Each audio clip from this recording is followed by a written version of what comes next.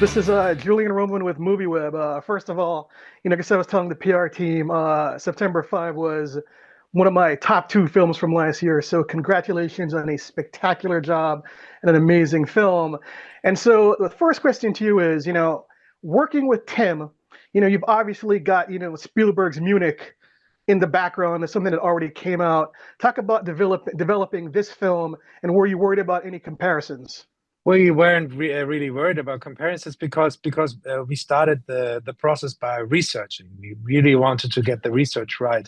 You have to know that I come from a documentary background, so this was really my home turf to go deep into research. And during that research process, we tried to figure out what perspective is the right perspective to tell that story. And when we found the real Jeffrey Mason, or the character played by John Magaro, we set up a meeting with what we thought was just a meeting with an eyewitness, and we set up a Zoom call that was maybe scheduled for half an hour, but we talked over 2 hours to him because the way he talked us through his 22 hours was so thrilling that we thought this might not be just a perspective, maybe this is the perspective of our movies. So when we found this perspective and the topic of how media history changed that day.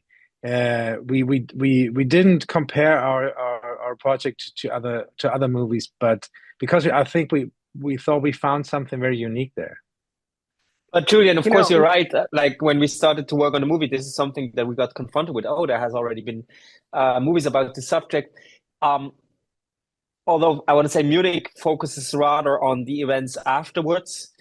And a documentary actually that there was one day in September by Kevin MacDonald. Actually, for me, was the first time I learned about what happened on that day in Munich. This is a wonderful documentary, or wonderful in that tragic context might be the wrong word, but a very impressive and important documentary that covers also other aspects of that story that might not be less relevant.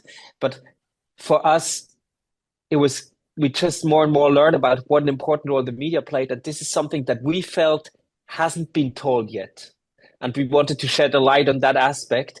And it seemed, especially in today's world where we are surrounded by such a rapidly growing media environment, it seemed relevant to tell something that hopefully makes the audience, through a historical lens, reflect on our consumption of the news and the media today.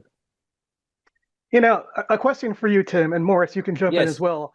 One of the things that you do, which I think is absolutely incredible, is that this is a 95-minute movie, right? And in my review, my 5 out of 5 review, because I thought this was one of the top two films of last year, incredible. I said to my audience, I cannot think of a film with this length that's so gripping and packed so much into this time, right? So my question is, why didn't you aim for a 3-hour epic? Why did you make it all killer, no filler, and go for 90 minutes and just just really attention grabbing from beginning to end? Hmm. Yeah. So, I mean, first of all, I think it has maybe also something to do with the limitation from the perspective also, or the location that we're telling the story. I mean, I've just seen a movie that is more than 3 hours long, and I thought it was great, really epic. I think we all know what I'm talking about, and it was worth every minute. But it's really big, you know. And in a way, our movie is quite contained. Everything takes place in that room. So I don't know if that would be the right, just from a, let's say, technical point of view, the right setting for a 3-hour movie. Having said that, there was a crucial moment when we were talking to Jeffrey Mason on how it felt for them covering that tragedy, and if they were moments where the emotions could really hit, that they were thinking about the bigger implications of what they're doing and so on. He said, no, there was simply no time for that. It happened so fast that reflection only came afterwards. And that for us was made it clear, like, oh, the movie should feel the same way. We should be with this broadcast crew, get into that rush of broadcasting. I've been to a lot of control rooms in research because I wanted to see how the dynamics are in these groups, and especially of sports broadcasts. And even if they cover like a regular basketball game, once the countdown goes down and you're on the air, there's this very unique energy, and everything passes so fast. So you can only imagine what would happen if they would have to report on such a crisis. So now Morris is not aware for me that we hear him. I know. No.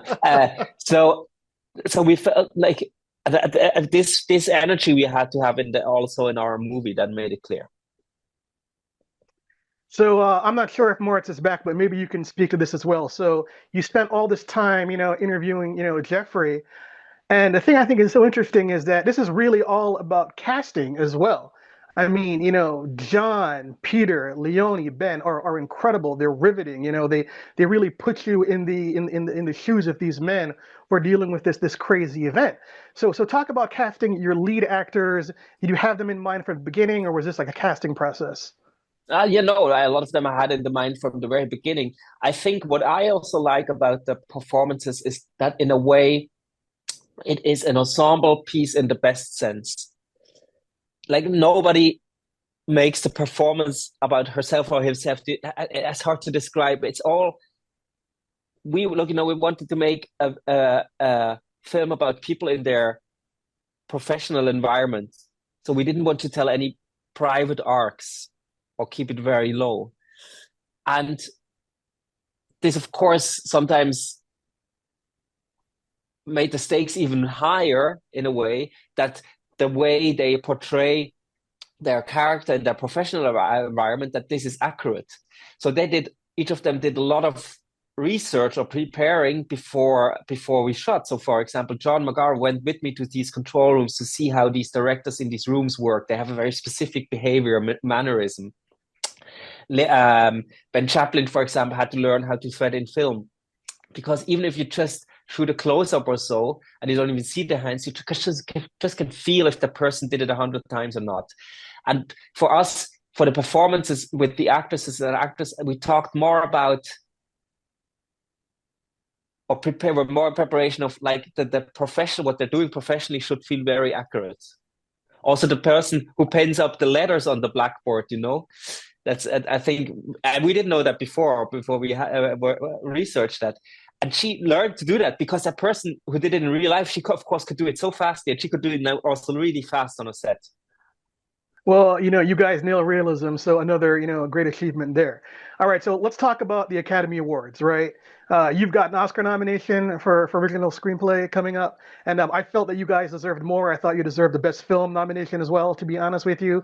But Thank how you. exciting are you to be in the Dolby Theater, to be going up against a great slate of films?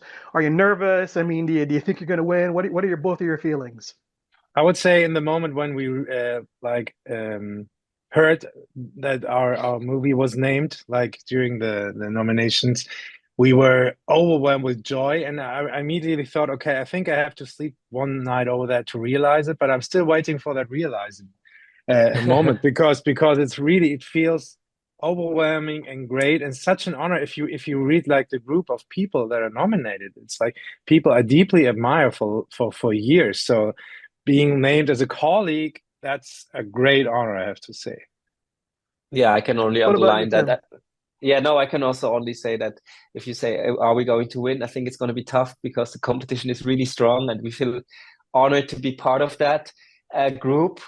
I also see the nomination in a way for the whole film and for the whole crew, because script, in a way, even if though it's not Best Picture, I think it's also a sign that the whole film, in a way, worked. Well, I'm rooting for you, gentlemen. So let me ask a serious question for my last question. So, Yes. we're in a time now where, what's going on in Gaza and Palestine is front page news, right? And obviously your film deals with, similar subject matter. So for you both, do you think that, that drives audiences away? Or do you want to tell our audience, this is something that you have to see to kind of see like the beginning stages of where we are today? Where do you look at your film in the historical context? So I can start with the Moritz can add. First of all, I think it's impossible first of all, we finished the film before this conflict so tragically escalated again. And of course, we were immediately aware that the audience won't be able to will see the film in the context of what is happening in the world today. On the other hand, it is very clear from which perspective we're telling the story. And it is a story about the media. And it is also obvious that we are living in this time where we don't even know maybe yet what it means that everybody now is a reporter, can send an image, can to a satellite immediately, that we have this only see that our thirst for 24/7 news cycle seems only to increase. And in that time, through a historical lens, reflect on that. That's what we hope to provide for the audience. And that, I think, is something that is very relevant. Brilliant. Thank you, Tim. Thank you, Moritz. Tremendous film. I wish you well at the Oscars. Hope to see you on the stage. Oh, thank you. Thank you, I'm still Julian. curious. What was the other movie? The Brutalist. You brought it up. Wow. Well, you guys are my top two films. So okay, well, thank you. Great. I feel honored Thank you, to, Julian.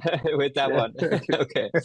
Thank you, gentlemen. Cheers. Thank you. Thank you. Bye. Thank you. Bye.